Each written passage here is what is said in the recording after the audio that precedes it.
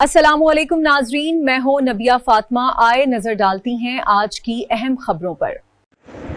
Karachi report. آج اس وقت جشن آزادی پاکستان کے موقع پر ٹاؤن میونسپل کارپوریشن منگو پیر کے زیر اہتمام ٹاؤن آفس میں ایک شاندار پروقار اور ملی جذبے سے سرشار تقریب کا انعقاد کیا گیا، جس میں چیئرمین ٹاؤن میونسپل کارپوریشن منگو پیر حاجی نواز علی بروہی، میونسپل کمشنر آقا خلیق، وائس چیئرمین رانا محمد عارف، ٹاؤن کے افسران، کونسل ممبران اور دیگر ملازمین نے شرکت کی۔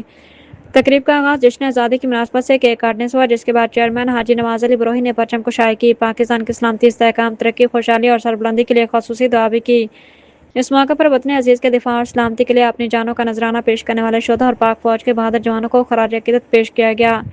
جشن آزادی کے موقع پر اپنے خصوصی پیغام میں چیئرمین حاجی نواز علی بروہی نے کہا کہ پاکستان ہمارے بزرگوں کی بے مثال جدوجہد، لازوال قربانی اور عزم و حوصلے کا ثمر ہے۔ قیام پاکستان کے لیے ہمارے بزرگوں نے اپنا گھر بار، جائیدادیں اور اپنے پیاروں تک کو قربان کیا، ہجرت کی صعوبتیں برداشت کیں اور بے شمار مشکلات کا سامنا کیا، تب جا کر ہمیں ایک آزاد اور خود مختار وطن نصیب ہوا۔ انہوں نے کہا کہ آج ہم جس آزاد فضا میں سانس لے رہے ہیں، اپنے مذہبی، قومی اور تشخص کے ساتھ زندگی گزار رہے ہیں اور اپنے مستقبل کے فیصلے خود کرنے کا حق رکھتے ہیں، یہ سب پاکستان کی آزادی کی بدولت ہے۔ اس آزادی کی قدر کرنا اور اسے مضبوط بنانا ہم سب کی قومی ذمہ داری ہے۔